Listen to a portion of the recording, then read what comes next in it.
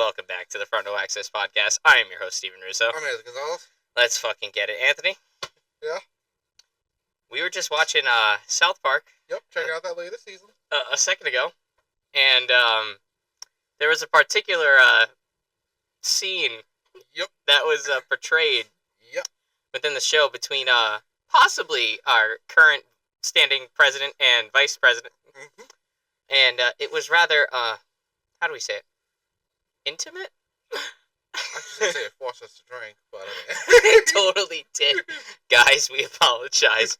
I know we're coming on here to talk about fights, but we just saw the worst scene in South Park history. Yeah, we drank. We each drank We one both... of these, and then we each had a shot of whiskey on top. And I would have another one because it's necessary. It's extremely... It's totally necessary, as Jorge Masvidal would have put it. So... I am traumatized. Yeah. I don't think I'm going to recover from that. But anyway, Max Holloway, Charles Oliveira, that is this weekend. It's in like 18 hours. Yep. And we're just making this now. And like we said, we will get you one for every single event. Numbered event now. Yep. Number event now. And no longer pay-per-views. Our wallets are grateful. But our eyes are not after that South Park scene. It's okay. If we drink enough of these, we won't remember it. Pretty sure. That's what we're hoping for. Although if I ever hear that song, I'm not. It might cause me to relapse. Might relapse real quick. Anyway, I've had quite the fucky-wucky week, I'll be real with you. You know, I had a lot of things happen that I wasn't expecting to happen this week. And it's not bad stuff. It's actually pretty kind of good stuff, you know. But, so yeah, nice to kick back, watch some fights. I am covering this event for the Good 5 Cent Cigar, URI's own news organization. So, that being said, you guys, be on the watch out, because I'm going to be writing an article on this shit. So, there you go. Anthony, did I tell you that before we started this? No, you did not. Damn. No, it's true, though. I am writing an article on this. Finally, my sports editor let me write about UFC. I was like, thank you. Thank you. Thank you so much. I have been wanting to do this since I first joined the Good 5 Cent Cigar. I have not been able to. Now I can. So, let's do a rundown of the card real quick. UFC 326 going down. T-Mobile Arena, Las Vegas, Nevada. We got main event. Max Holloway versus Charles Oliveira. BMF title on the line. What else we got? We got Kyle Berholio versus Rainer DeRitter in the co-main event. That's actually low-key a banger. I'm going to be so real with you. We have Rob Font versus Raul Rosas Jr. as our featured fight on the main card. It's going to be Rosas Jr.'s first big test, for sure. Yeah. So, also, we have Drew Dober and Michael Johnson. Michael the Coin Flip Johnson, as we refer to him on this podcast. Then we also have Gregory Robocop Rodriguez versus Bruno Ferreira. That's the main card. Looks pretty solid. Can't lie. That's a nice lineup. And then on the prelims, our featured prelim is Cody Garbrandt versus Long Zhao. We have Dante Johnson versus Cody Brundage.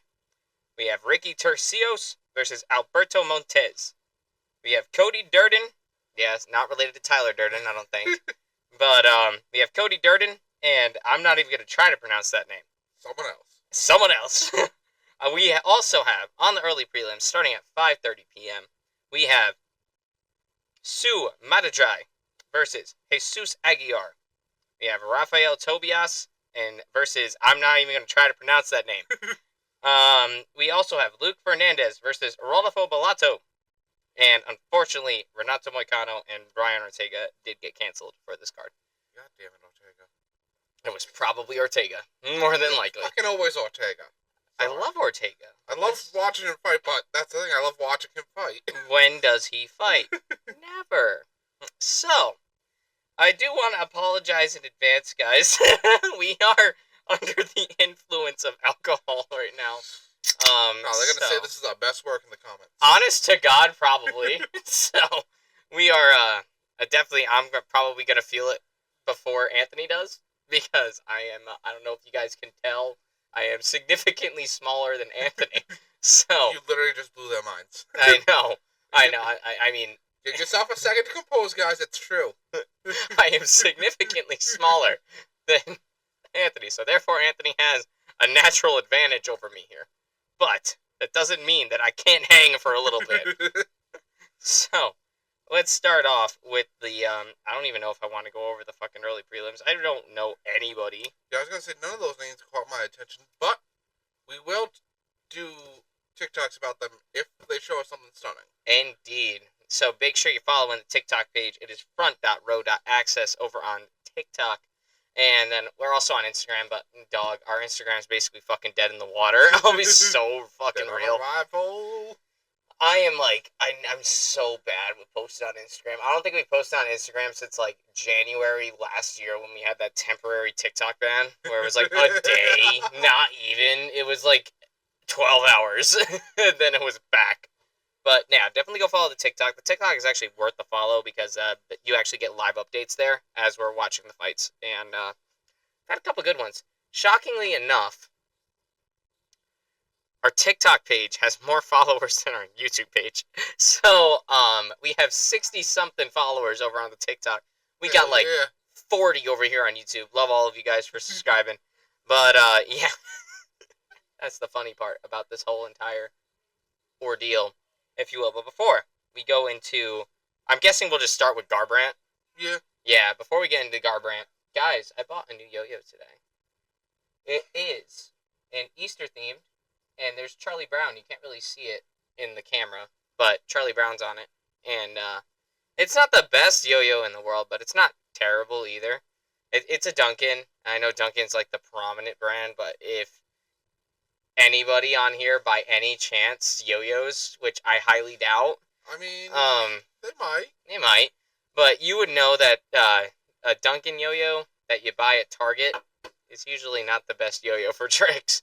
But it does look cool, and it is a nice little addition, so it's going to exist here today. I still remember back when the great COVID happened and the shutdown, how well you took to yo-yoing, because I had no idea about all the different things you had to do, like they were getting different yo-yo strings, different types of yo-yos. I'm like, oh, okay. I always just got like a $5 one from the store. And then after it broke, you were just like, oh well, damn. Yeah, another $5 one. And that was that. But no, when I went through that fucking yo-yo journey, man, that was a time. Yeah, that was a time. I had way too much time. That's why. I wasn't employed at the time, so I was like just making TikToks and learning yo-yo tricks the entirety of like of the COVID-19 pandemic. So came out of quarantine like a fucking $1,000,000 with a yo-yo, to be honest. And then it kind of became my identity over at my high school for the last couple. I still think you won that talent show. I totally fucking did. Fuck all of y'all for not making any winners for that goddamn talent show. Guys, I did a talent show at my high school my senior year. I absolutely went up there and kicked so much ass. You destroyed it? I kicked so much ass. I had my Linkin Park hoodie on. I had What I've Done by Linkin Park playing in the background, and literally all my tricks were like choreographed and timed perfectly to the song. And then I ended it with the DNA after the final What I've Done from Chester Bennington. And everybody in that fucking auditorium just erupted at that current moment. And I was the closer for the first act. Motherfucker, I should have been the main event, you know? But, of course, no offense to the girl that actually did get the last act of the night. She actually is really nice. But I feel as though there was a little bit of politicking that happened to get her into the final event. You know why? Her parents were on the PTO. So, not PTO, whatever, PTA, the Parent Teacher Association. So. No, that had nothing to do with it. But I guess I got the next best thing, though, in being the closer for the first act. But, yeah, I kicked absolute ass, and if you were giving out like awards for that shit, like if I got a ribbon or something like that, if they were giving out ribbons, I would have got that first prize. On God. And here's the thing, I didn't just do yo-yo tricks on that shit. I was fucking dancing up there, too. I was literally moving with my yo-yo and the beat of the song. Do you know how long I rehearsed that routine, Anthony? Months. Dude, I was at that shit for like 4 fucking months to get it down to the last minute detail. And best I got was closer for the first act. Motherfuckers. Fuck all of y'all. Well, maybe you need to have more relatives involved in the PTA. Not that that had anything to do with it. Not that I had anything to do with it, but nah, Abby though. Oh shit, I just name dropped. You Anyway, did. I'm not. There's a million Abbies on the planet, but Abby's great. And Plus, before you completely botched that, you could have said that's just the nickname you called her. yeah. So, I mean, oh fuck, guys, this is gonna be the best podcast you guys ever fucking see. listen, if you had seen what we just saw, You would before understand. we started this up. You would understand. Anybody that saw the new South Park, you know that. Episode Anyway. 3, I think this was season 28. You know what we're talking about. Yup.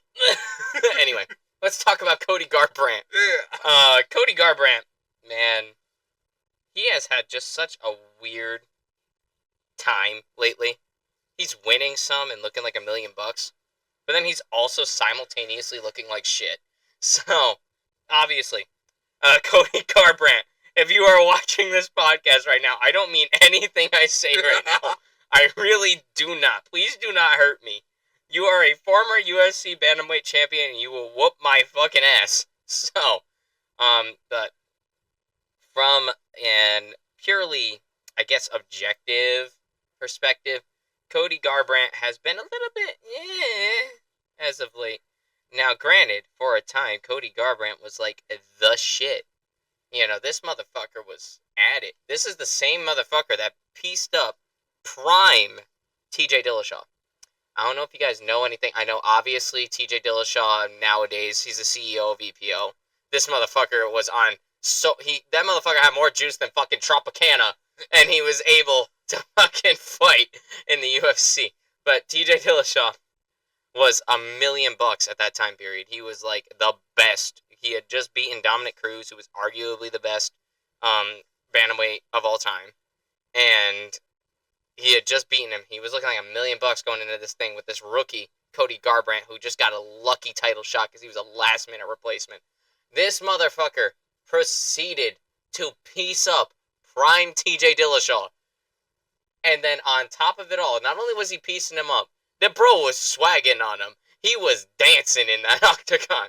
He was like just swagging on the boy. Like, if any of you, I'm assuming some people that watch this are newer UFC fans, but if you guys were watching it back in like 2020, like I was, you remember Max Holloway's 2021 bout. I know I said 2020, it was 2021. 2021 bout with fucking Calvin Kattar. You guys know the clip. You've probably seen it a million times on Instagram and TikTok. I'm the best boxer in the UFC, baby, as fucking Max Holloway proceeds to just piece up Calvin Kattar. So that was pretty much what Cody Garbrandt did to TJ Dillashaw that night. But Garbrandt, primarily a striker, he's 34 years of age, which is a bit old for the bantamweight division. That is up there a bit. He's a bit old for the bantamweight division. If he was like a welterweight or a middleweight or something, I would say he's not that old.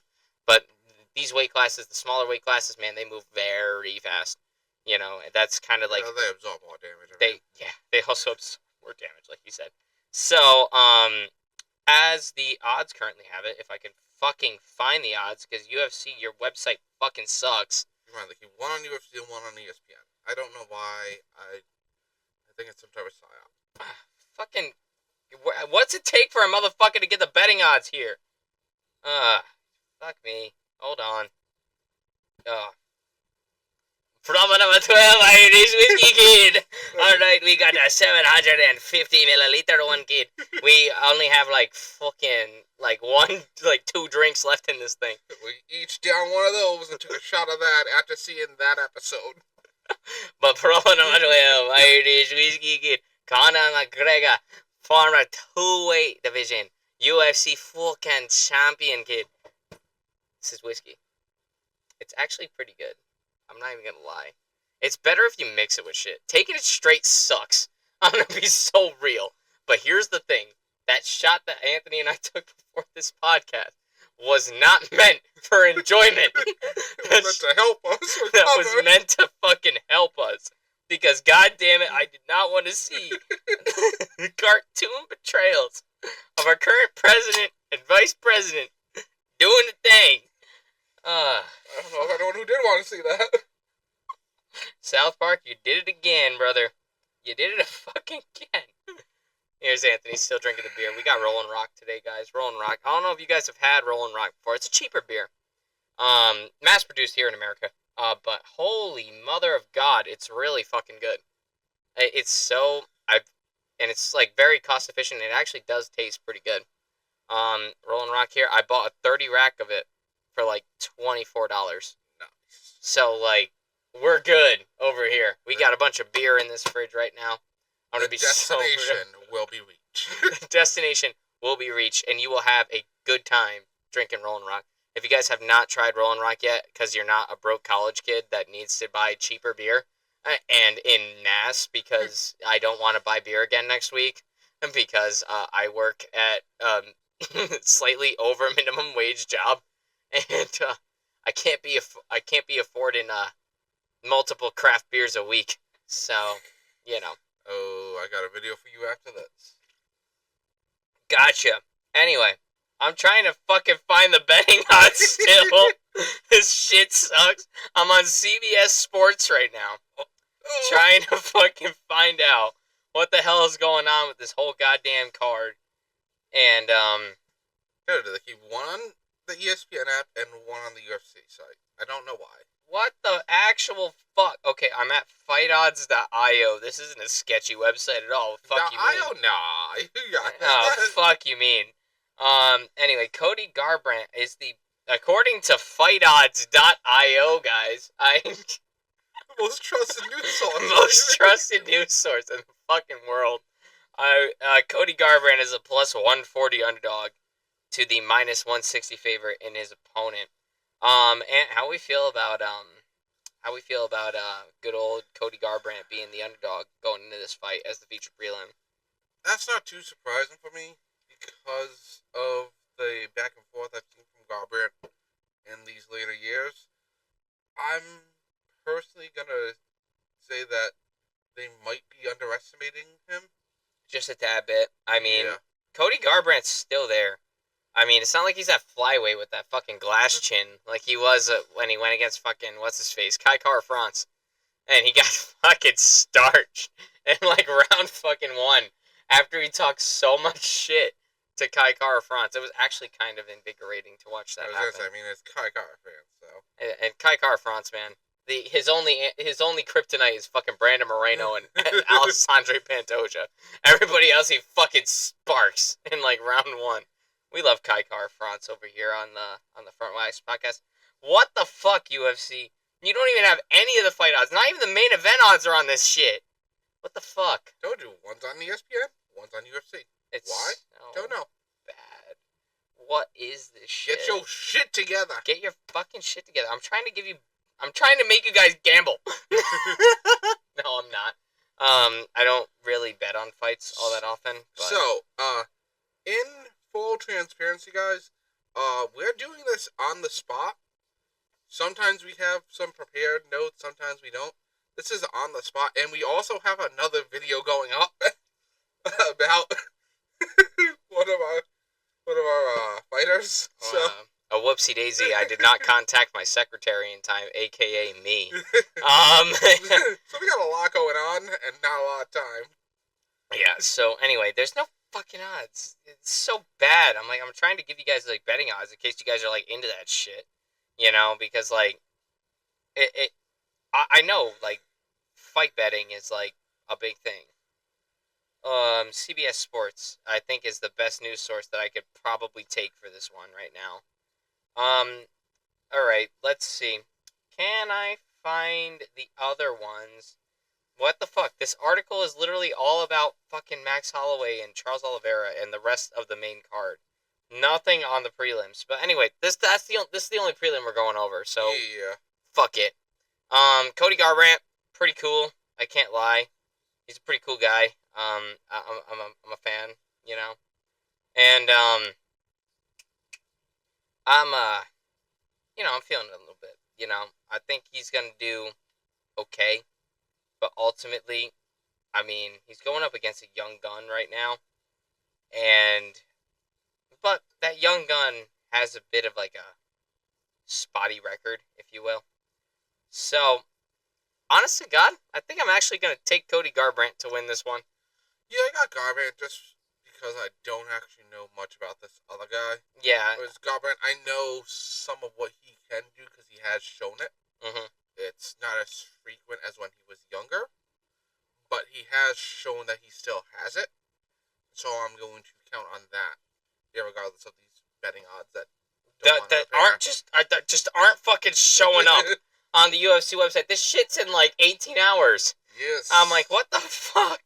Why don't we have betting odds? But, you know, I don't really bet on fights, guys, but, like, I try to always say them because, like, I know some of y'all might actually, you know, be into that shit and might want to know the betting odds, but, I'm out here like, what the fuck? I'm trying to go back to CBS Sports right now. I kind of lost that article, I'll be real. I think, alcohol is to blame. Shit. Anthony, I think this is the drunkest I've ever been on a podcast. I mean, DraftKings says they have some odds. DraftKings is the major betting.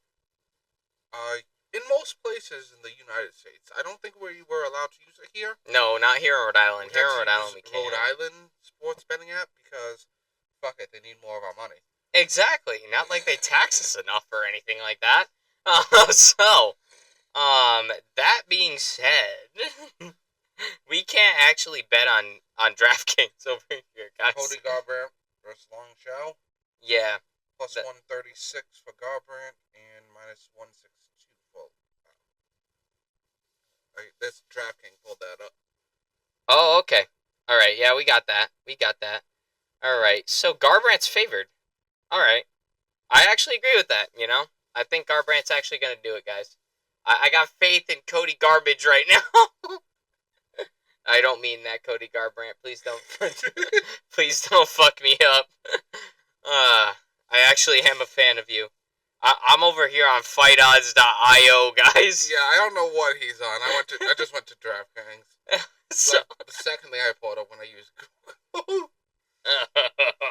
Sir, how much have you had? Sir, I've had as much as you. I'm just significantly smaller than you. So you think that. But I also had some at Thirsty Beaver earlier, so I mean... Ah, fuck. So definitely, this just amplified what you probably had earlier. Alrighty then, guys. This is gonna be one hell of a podcast. Yes, that is right, guys. If you're keeping count, we are going over the first fight we're gonna go over. We've already been at this shit for like 30 minutes and we only done one fight. Yeah, it happens. I mean, at least I can get excited for the fucking other goddamn one we're putting up, Charles. Yes, the Charles Oliveira spotlight is actually coming out at the same time as this video is being uploaded because you know, we decided that we wanted to give Charles Oliveira some flowers because, you know, he's fighting this weekend. And we love Charles Oliveira over here on the Front No X podcast. And we haven't done a spotlight since Max Holloway, right before he faced Dustin Poirier. And even that was a revision of a previous Max Holloway one that y'all kept saying we didn't actually make. But we did make two. We did make it. Motherfuckers. we just had to update it for, you know, because by the time we uploaded it, this motherfucker had another title fight. Lost, moved up to lightweight, kicked ass, and then that's it. But anyway, moving on to the good old main card now. Once CBS Sports decides to fucking cooperate with my dumb ass, let's go. Gregory Rodriguez, Bruno Ferreira. Gregory Rodriguez right now is a minus 185 favorite, and I gotta say, I think I kind of agree with that. So basically what they're going in on is the fact that Gregory Rodriguez has, like, lethal power. I don't know how many times you guys have actually watched RoboCop fight, but RoboCop has, like, crazy power mixed with, like, insanely good jiu-jitsu. So I'm out here like, fuck you on, you know? I actually love watching RoboCop fight. He's one of my favorite fighters to watch right now. He's always going in there. He's like killer, no filler. all killer, no filler, no Sum 41 reference. But, you know. So, RoboCop for me, so we keep our eyes out on these fighters as we do when we watch these fights. And to me, it's RoboCop is at the start of his career, and what he does going forward is gonna make him someone we're gonna have to pay attention to, possibly up to like Dustin. You know, we don't know where his limit stretches and reaches yet because he's starting to test himself now, and we're looking forward to seeing how his career progresses. Exactly. And RoboCop, I don't know, he's just such a good fighter. Since moving back down to middleweight, I've seen he's had a little bit more success at the lower weight level, which is rare. Usually, if somebody goes up in a weight class, they tend to do better, i.e., Max Holloway. Excuse me. Or Charles Oliveira, even. If you guys remember, Charles Oliveira started as a featherweight. Make sure you know that. We'll know more about that because it is covered in our spotlight. Yes, which we'll sir. definitely get up. Yes, we will. I'm uploading both of these videos at the same time, probably. And we're just going to see which one fucking gets more traction. I'm assuming Charles Oliveira's spotlight is going to outshine this podcast, but that's okay. I'm alright with that. So, especially if he wins. Yeah, especially if he wins. If he wins tomorrow, then yeah, we're definitely gonna be like riding high off that. We have a rocket onto that. Goddamn. Exactly. That's what we're talking about. Go. Love that. Love that. Love that. But Gregory Rodriguez, obviously, he's got deathly power. Bruno Ferreira, on the other hand, he's pretty good in himself. I mean, he missed weight this morning, unfortunately. But overall, he's pretty well matched with RoboCop. But the only thing is, I think what's going to give RoboCop the advantage in this fight, since I am taking RoboCop to win this fight, will be his pressure. Honest to God, I don't think it's going to be the jiu-jitsu. I don't think it's really even going to be the power. I think it's the fact that Gregory RoboCop Rodriguez just says, target confirmed, going to kill. So, that being said, I'm actually going to be taking Rodriguez to win this fight. I just don't know how. But I think that pressure is really going to do something against a guy like Bruno Ferreira, who tends to fight a bit like slower than other fighters. I'm not trying to say that he's slow or anything. Yeah, I was gonna say, he's more picking his time to strike. Nothing against Ferreira for this, but I also got Gregory RoboCop Rodriguez. Yeah, that's because I feel like when you wait for the chance to go on your offensive, that by then Gregory will have already, had the ball. Like, it's in his hand, it's in his court, he's got this. Oh yeah, you know it. And meanwhile, we're reading the back of this Proper 12 bottle right now. It says, paying tribute to where it all began back in Dublin 12. Our master distiller and I set out with one goal in mind, to craft a proper Irish whiskey. This is true to Ireland. We honoured and shared with you this proud donate to first responders for every bottle sold. Alright, so they're doing donations for everything like this for the first responders. That's pretty cool. Enjoy this smooth and balanced whiskey. A fine blend of golden grain and fully flavoured malted barley. Tripled distilled and aged for 4 years in bourbon barrels. Probing about 12 hints of vanilla and honey-like sweetness with a toasted wood. A proper salute to all. I think I actually fucking annihilated my Conor McGregor impression. That doesn't say anything about giving it to your opponent who cannot drink. Not that I'm seeing. So, Connor, remind me why you tried to give a practicing Muslim alcohol. We love your whiskey. But here's the thing. This whiskey's good. And Proper and Sprite is fucking badass. But why'd you try to give it to a practicing Muslim? That shit's wild. Oh, god damn it. Anthony, this podcast is gonna be the best shit we've ever fucking put out. I gotta say, this is all over the place. We are all over the place right and now. You will like it for that. We are 30 minutes into this shit. We've gone over 2 fights. Yeah. And a bunch of fucking side notes. We've talked about how they can expect another fight, spotlight coming out that they can look forward to. Hell yeah. We've talked about scarring their own eyes where they need to turn to alcohol in order to forget. Please drink responsibly. And do not drink if you are under the age of 21 or whatever your legal limit is.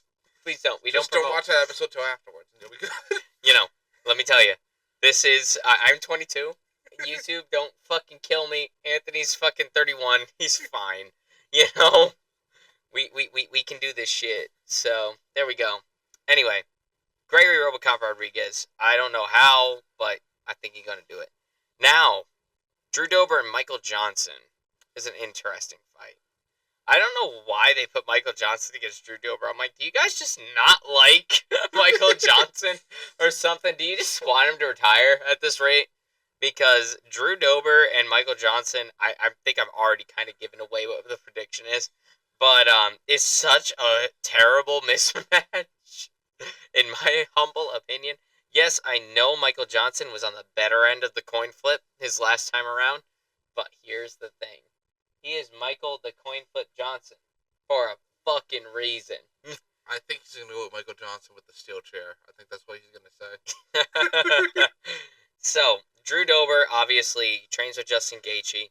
He's known for his power. He's known for being just a total fucking badass when it comes to the striking department.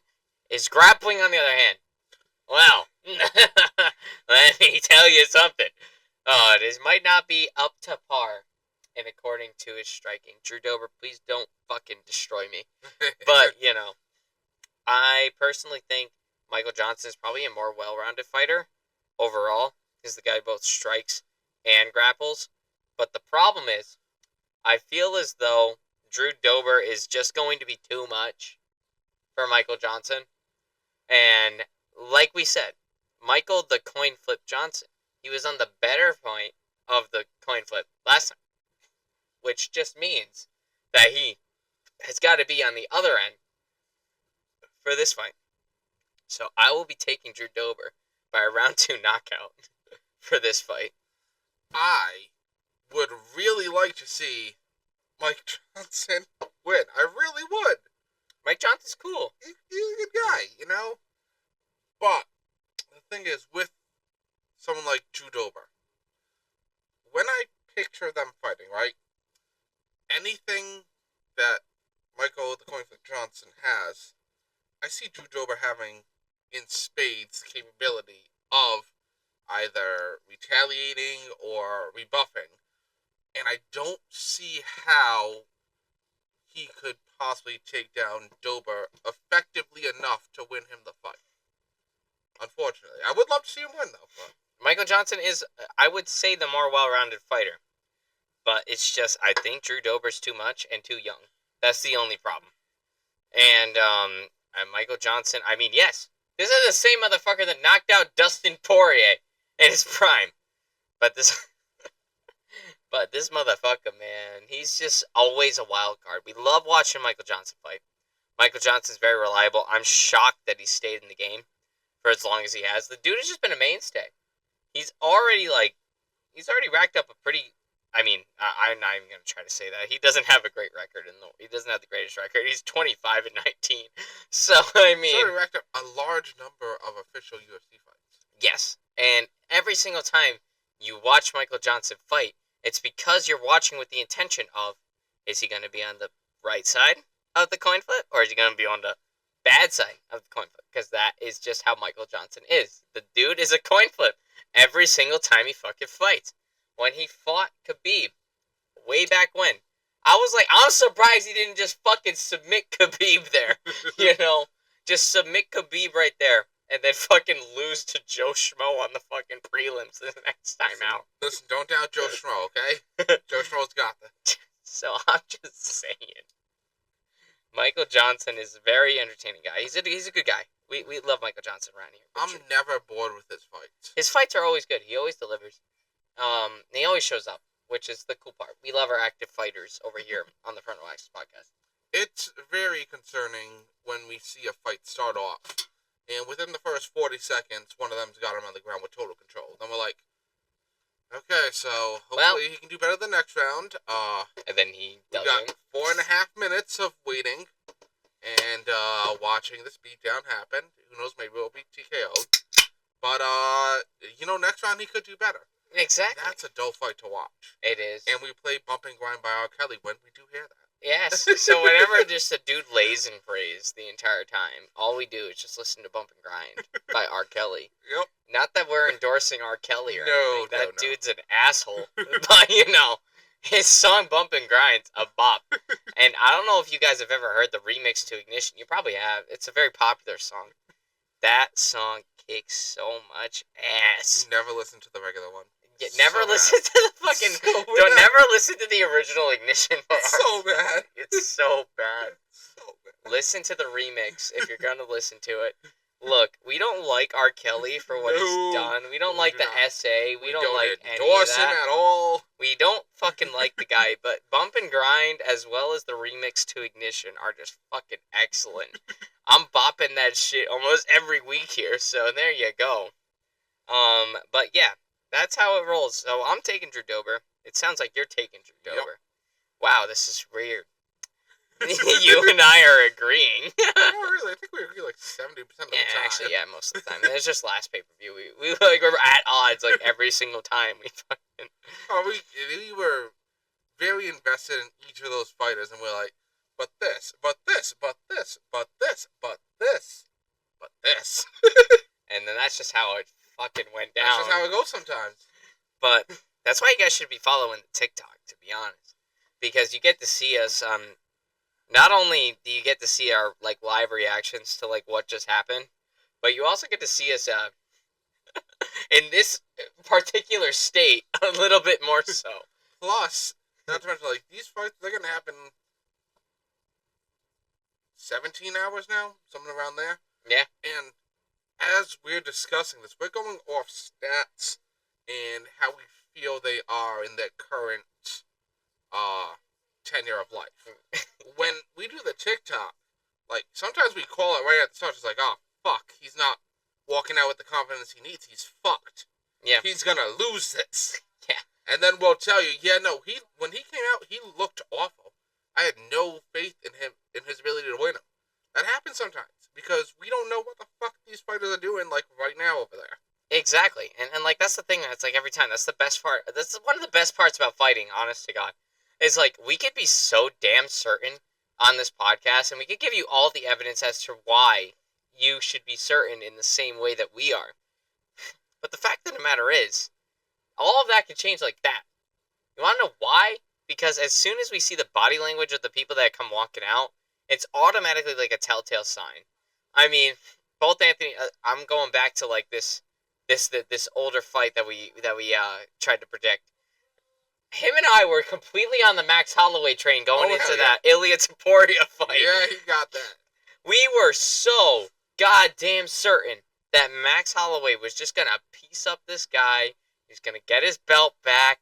There's going to be all sunshine, rainbows, and fucking ice cream. But then, as soon as it happened, I think it was even on the TikTok that we noted it, as soon as we saw Max Holloway walk out, we were like, okay, he seems fine, right? Yeah, that's right. He's going to go in there. He's going to fuck this guy up. Then we watched Ilya Taporia walk out. Ilya Taporia walked out like he already fucking won the fight. Yep. Like, dude, Anthony and I are sitting there on the couch over in the corner over here, and we're just like, I think we dead ass just looked at each other like, fuck, fuck. He's gonna destroy our plane. Like, we were so damn confident. Even in the co-main event, during the walkouts, we saw Max Holloway coming out, and we were like, yeah, he looks good. He's ready to go. He's gonna kick absolute ass. Ilya Taporia ain't gonna even stand this shit. Then we watched Ilya Taporia walk out, and then we were like, oh, fuck. It's one of those nights, huh? We looked at each other, dead ass. I'm pretty sure we just looked each other in the face, and we were like, Ilya Taporia's got this shit. So, that's the crazy part about, like, following the TikTok versus following the YouTube, because we're so very certain here I shouldn't say very certain. I've had times where it didn't even give a prediction. But we've had that happen. But on the same time, we're like, oh, rather confident on here that our guy is going to do it. And usually, sometimes Anthony and I agree, sometimes we don't, and usually it goes either way. So sometimes Anthony gets the win, sometimes I get the win. It's a pretty even split down here. Yeah. So that just goes to show like just what we notice. I mean, yes, we're fucking intoxicated, or at least I definitely am. So yeah, but nah, it's like that's why you should follow TikTok because you get to see our live reactions and like I'm pretty sure like before the fight, I made a video like guys, we might be switching our prediction real quick because Ilya Taporia walked out like he just fucking won the fight. It looked like he owned the division. We're Like he walked out there. Yes, he already knocked out Volk to this point, but as he's walking down the line, yes, Max looked great. He looked completely confident going into that fight. We were like, yeah, that's right. Max gonna get this shit. And then we watched Ilya Taporia and we were like, oh, fuck. I can't even tell you what the difference was. I really can't. Just the way Ilya Taporia walked down, his facial expressions, his body language, everything was just screaming if I confidence. recall correctly, watching those walkouts, Max Holloway looked like he had it in his bag. He was celebrating with the crowd at his chance to get the belt back, to finally take over the division Again. that he had owned and ran circles around for quite a large amount of time. But then when Ilya walked out, it was the confident swagger. He didn't need to appease the crowd. He didn't play into it at all. He didn't need any of their energy that performers say they get while on stage. He already knew. He manifested the destiny. He was already winning that fight. Yeah. It's just the rest of us hadn't caught up. Yeah, he literally, that's like the perfect way to describe it. He was manifesting the destiny. As dude was walking out, Anthony and I just clocked it immediately. We were like, oh, fuck. Something bad could happen. And then something bad did happen. So, Yep. And then I was like, God damn, this dude has so much confidence. I fucking love Ilya Taporia, but I also fucking hate the dude all at the same time. He's knocking out our guys. Anyway, if we're to return back to the card now, we got Rob Font and Raul Rosas Jr. Rosas Jr. has not fought in well over a year. Last time he was supposed to fight, he actually pulled out due to injury, which sucked because, to be honest, watching this young phenom actually looked pretty good. I mean, besides the one loss that he took, his two fights after that, excuse me, looking pretty legit. He's looking like he knows himself. A contender. A lot more confidence, a lot more a lot less novelty. I think the thing with Raul Rosas at the beginning is he was very novel. He was like he's the youngest fighter in the UFC. The packet did not help with that. Yeah. The packet really exemplified. Oh, we got the youngest fighter. We needed his parents to sign the waiver to be here. We got this. Yeah, and then he went and fucking lost. And then after he lost, though, he's looked pretty good. Can't even lie. He's coming off a win right now, but he has not fought in a year. Rob Font is coming off of a loss right now. His last time out, he went against Martinez. I'm forgetting the first name. But he lost pretty decisively, if I remember correctly. So Rob Font also hasn't really fought in about a year. So both guys have been rather inactive lately. And I think this was actually a pretty good fight to make. This is the first attempt that Rosas Jr. has to get into that top 15 of bantamweight. Bantamweight's a deep division. Don't get me wrong. But he has a chance here to break into it. And I think this was an appropriate fight to make. I mean, his last two fights, he's looked pretty good. Got good finishes. Looked pretty good in there. I think that loss, honest to God, in his second or third UFC fight, honest to God, helped him a lot. I think he learned something there. And now you're no longer pressured by that 11-0, that 10-0 record. A lot of professional fighters, especially boxers. I'm not gonna say it's only UFC fighters or only boxers, but it's especially with boxers. You have that 0 next to your name. That's more pressure than the fight itself. The reason why is because you've never lost. And to anybody who's just unassumingly watching the sport and they see you have 0 losses and this many victories, automatically causes investment. That's literally your brand of being undefeated, you know? So then you feel the pressure of keeping that undefeated streak. And then when you eventually lose it, unfortunately, the payoff in boxing is far worse than the one in MMA. I would say if somebody loses a fight in MMA, it's a lot more likely to be like felt by the fans and like understood than it is with boxing. I'm not trying to diss boxing or nothing, but tell me, if Floyd Mayweather were to lose tomorrow, you know, wouldn't that really make you rethink Floyd Mayweather a lot more than say if Charles lost this weekend? See, with something like that, and with these athletes in general, for me, that depends on the fan. Because if the fan is invested in the fighter more, like I am with people like Oliveira or with Holloway and whatnot, they're not going to hold that against you. If you're just like a casual watcher, then yes, it's going to affect the way that they see the athlete because they're not invested.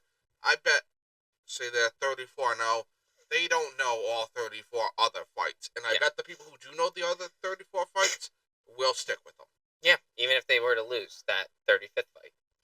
But I think losses in MMA are a lot better received by like the MMA fan base than it is the boxing. I'm not trying to like trash on boxing. Boxing's cool, but like if an undefeated fighter loses that undefeated record in boxing, at least because boxing has so little people that they actually can push and like promote, that undefeated record is like gold to them. If that motherfucker loses it, they're gonna lose money, type deal. Like they really hone in on it, and it's a lot. But with UFC or MMA on the other hand, if somebody's undefeated, it's like an add-on. You know, like oh, this guy does this, he does that, he did this, he did that, but at the same time, he's also undefeated. Yeah, it's like with I'm not someone who keeps up too much with boxing and whatnot. MMA is really the only sport I watch. But when we're talking about these two, specifically these two sports and these athletes, the thing is, it's very nice to have an undefeated MMA fighter. It is very nice. It That's helps. investment and whatnot. But I'd say it's more necessity in the boxing community to be undefeated. Because the thing is, I've seen many MMA fighters, and I've seen some undefeated MMA fighters. When it comes to boxing, though, there's so many fighters in boxing. Mm-hmm. There's very few and far between undefeated fighters. It's like you watch for the eye candy, for the eye catchingness of the undefeated. That's a qualifier that you need to be taken seriously in boxing, unfortunately. Yeah, it adds a lot of pressure to the fighter. Whereas in MMA, a fighter's just a fighter. Undefeated is great. You know, Khabib, undefeated. Ilia Topuria, undefeated. Yeah. And this is the guy who keeps on beating all the guys before Ilia showed up. Makhachev. He does have one defeat on his Yeah, record. but is it defeat or no contest? It was a defeat. It was he got knocked out in 2015. But granted, that was also 2015, and he got knocked out in a fight that he was winning. So he was winning that fight. The person that beat him got a lucky punch and knocked out Islam Makhachev. But after that loss, Makhachev was just constantly winning. You know? So, like you see, there's both are just as interesting to watch between Makhachev and Ilia. Mm-hmm. One might be undefeated. One has a defeat. They're both people I look forward to watching when they do fight. Regardless of if you're a fan or not, you always pay attention to a fight if it's Islam or if it's Ilia. When it's boxing, there's so many boxes that they really only pay attention to the undefeated ones. True. Now, if we're to roll it back to the fight now, Raul Rosas Jr. has the grappling advantage in this fight, like 100%. Rob Font, I would say, has the striking advantage. So it's really going to be an issue of game plan. and how each game plan is implemented and executed. Both guys haven't fought in a while. Both guys are, rather skilled. But I honest to God think that this one might end up going into Rosas Jr.'s favor. I'm thinking maybe a late submission, if not a decision, for Rosas Jr. in this fight. So I've been back and forth with myself for this one in particular, because obviously I like the experienced fighter a lot more. Yes. They've seen a lot. They can manage to react in time. But something like where Ramos Jr. is, there's also a tiny factor that I'm taking into account where it's like, okay, so he had to pull out of his previous fight. Yes. But that means that he's been practiced or had 2 training camps for an opponent. Yep. Which I think will slightly edge him out for the win here. Because I'm pretty sure Rosas Jr., after his injury was healed, he got right back in the gym. And prior to his injury, the dude was already training for a fight. So, I think that, he had a little hiccup with the injury. I think it was his ankle. But, then as soon as the ankle was good and done, he went right back in, Rob Font, I think this is his first fight camp in over a year. Rosas Jr. has had pretty much 2 in the better part of a year. So, yeah, those things alone. I think Rob Font's going to look pretty good in this fight, though. I'm not even going to lie. I think maybe in the early going, Rob Font's probably going to look better. But I think ultimately that grappling prowess and the fact that Font isn't the greatest when it comes to that grappling realm and how easily Rosas Jr. is able to take people down, I think will definitely factor into a Rosas Jr. victory here, either by late submission or decision, I would say. I don't think it's going to be fireworks in this fight. It'll be either clutch or it'll be, okay, yeah, he just edged out the decision. What this also should display, I say should because we obviously don't know what the fighters have or haven't been doing, is we're going to see an experienced veteran fighter like Font go up against an over-prepared up-and-coming upstart in Ramos Jr. Mm-hmm. That's always an interesting fight. And so it's definitely going to be interesting to watch how it goes down. It goes down like that. But I will be taking Rosas Jr. probably by, like I said, late submission or early or just fight to a decision. I think he's going to look better slightly. But I do think Rob Font's going to probably come out looking pretty good. He's going to keep pumping that jab that he's always good with. He's always good with the jab, disciplined with it. So I think Rosas Jr. is going to have trouble with the timing of Font's jab at first. But once he's able to time it right, which I believe he will, then he's going to get a hold of you and you're going to go down. The minute Rosas Jr. takes Font to the ground, I would say is the turning point of the fight. If Rosas Jr. is able to get Rob Font to the ground, that's it. Once he does it one time, he's going to do it again. He's going to do it again, either ending it by submission or ending it by just decision. Riding out that ground control. I don't think this is going to be a very exciting fight, but I think it's going to be, really reliant on that one thing. And once that one thing happens, it's going to be like, all right, yeah, here we go. We know how this is going to go. Sure, he was going to break into a One Direction song at that point. You don't know you're beautiful. Anyway, but yeah, that's what I'm taking. I'm taking Rosas Jr. Anthony, you taking Rosas Jr. here? Yep. Sweet. Let's talk about this co-main event. Brandon Ritter coming off a loss to Brendan Allen in his last fight. And then we got Kyle Berholio, who's also coming off a loss in his last fight against Nasruddin Imavov. That's okay. You can lose to Nasruddin Imavov and be okay. I will say, this is an interesting fight to have as a co-main. Oh, exactly. Because it's 2 newer people. That's the cool part. I'm like, holy shit, UFC, you're moving past the unks. You're moving past the people that have been here. You're actually giving 2 newer guys a chance at a big slot, like a co-main event on a pay-per-view, if you will. This is like Lerone Murphy and fucking Pico de Gallo all over again. So Pico de Gallo has a fight fucking booked. I forget who he's facing right now, but he does have a fight booked. Lerone He's Murphy. fighting tortilla chips. Yes. Lerone Murphy is already booked for a fight against Movsar Evloev. That's happening, I think, next week. So, either next week or 2 weeks from now. But, I'm excited for that fight, but I'm probably gonna miss it. Oh.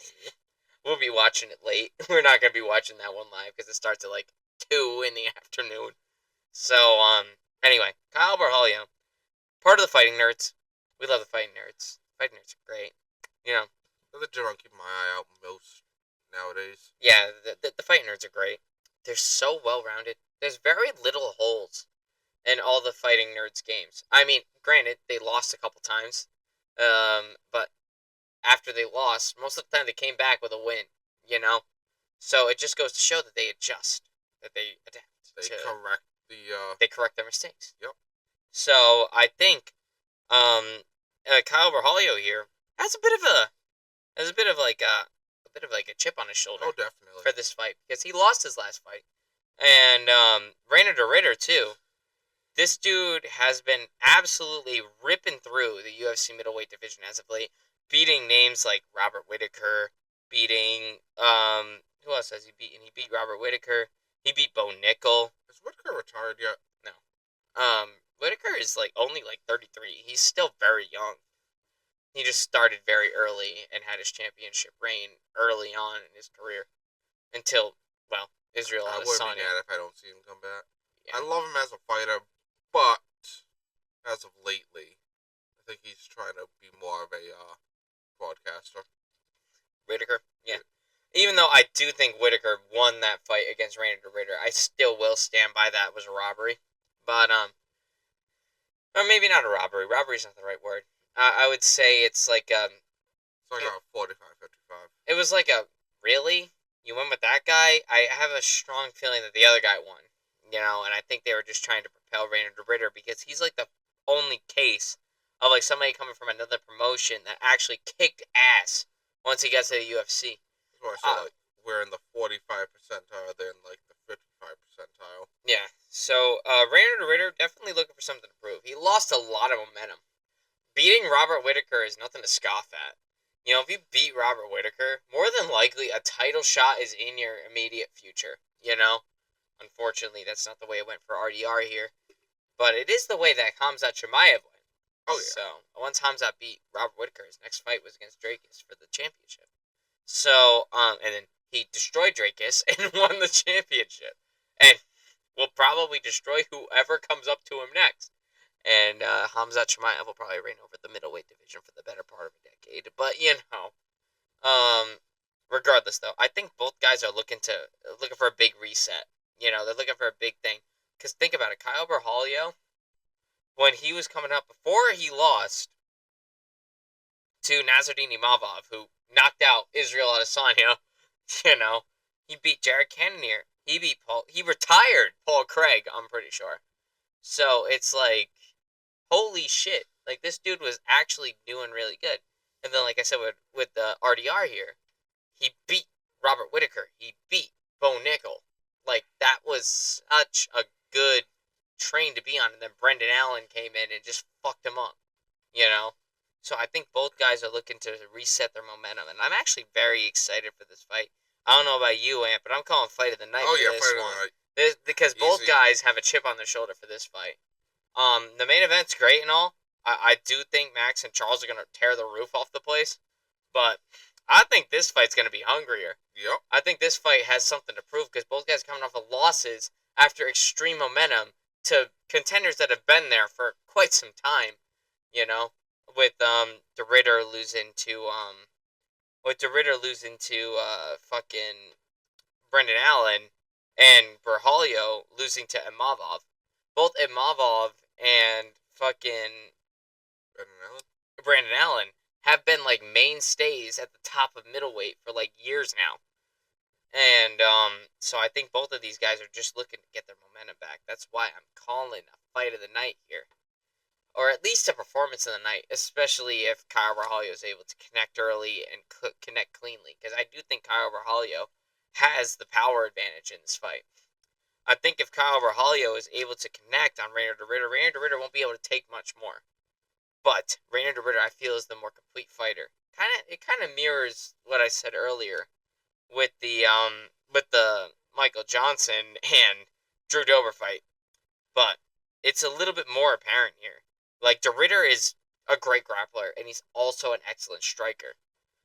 Meanwhile, Berhalio, yes, he might be lacking a little bit. Not lacking, I say very conservatively. He's not lacking in that department. Um, and then, Berhalio, like, lacking a little bit in the grappling realm. I would say it doesn't really matter because I think Berhalio's pressure and his power are big advantages of him, and he knows it. But I just don't have enough confidence to say that Berhalio is able to execute it. So I'm actually going to be taking RDR to win this fight, probably by a decision. And a well-fought decision, I would say. I don't know. What are you thinking, Ant? I'm thinking this is easily going to be the fight of the night. I don't think we have two flyweights fighting for rent, so... We do not have two flyweights fighting for rent so on this card. So this is the fight that's going to take the night. And I'm going to say I have enough faith in the fighting nerds to actually pull the win here. Yeah, Berhalio has a chance to win here. Especially if he's able to connect early, dictate the rhythm early, and capitalize early. I feel like he's just a bit hungrier. Yeah. And plus, it's his gym he's trying to represent. Yep. But I'm just thinking that Reinier de Ritter, his crafty ass, is going to somehow find a fucking way to win.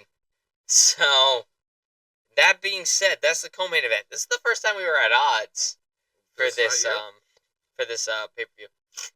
Because I think we both low-key have the same prediction for the main event. But obviously, we're going to talk about the main event in just a second. But yeah, I'll take Reinier de Ritter. You will take Kyle Berhalio. Do you have a way that Kyle Berhalio wins? I don't know for sure, but I'm going to say in the second round. Second round, just some kind of finish? Something, yeah. Yeah, that might be it. I'm grabbing another beer. Guys, this is definitely the drunkest I've ever been on a fucking podcast. The last time I was pretty drunk on a podcast was the UFC 303 podcast when it was Alex Pereira versus Ankalaev the first time. And then Alex Pereira ended up fucking losing that fight. Yeah. That was unfortunate. But I guess, I don't know, should I mention what I'm working on? I mean, it's up to you, but I'd just say hi if you happen to see him next week.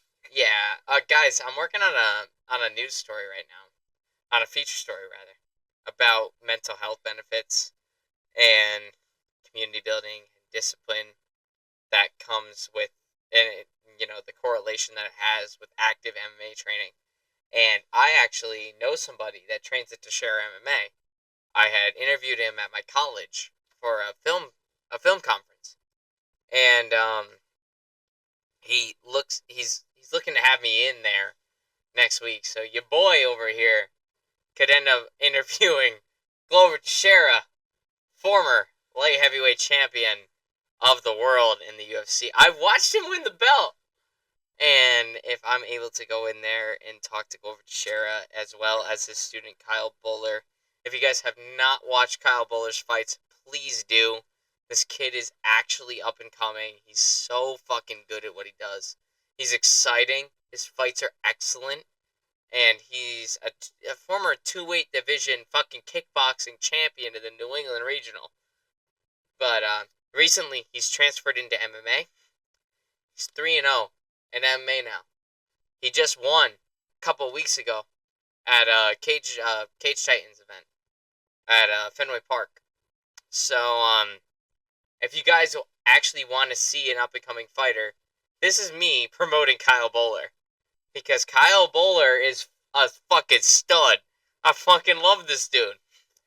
And him and I shared a moment. I interviewed him way back when. And then we kept contact after that interview. Because I knew, low-key, that Kyle was probably going to go pro.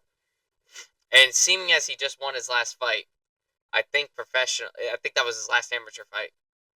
There was already talks that would be his last amateur fight. Glover Teixeira has like low key like said like, yeah, Kyle's gonna go professional. So if you guys want an up and coming fighter to pay attention to, Kyle Bowler, guys. He is super exciting. He fights so fluidly. He basically relaxes his way to victory. I'm like totally glazing up Kyle Bowler right now. A little. But Kyle's great. He's a great guy. And if you guys do want to watch his highlights, I highly recommend you do. But let's get into this main event though. Max Holloway defends his BMF title after one successful defense against Dustin Poirier just last July. Max Holloway, Charles Oliveira, Anthony, you know both these fighters pretty well. Yep. I've been talking a fucking lot. So I want you to take the reins here a little bit. Oh boy, alright. This is a fight between two of my guys. Yes. That's why I wanted you to talk about it. You know.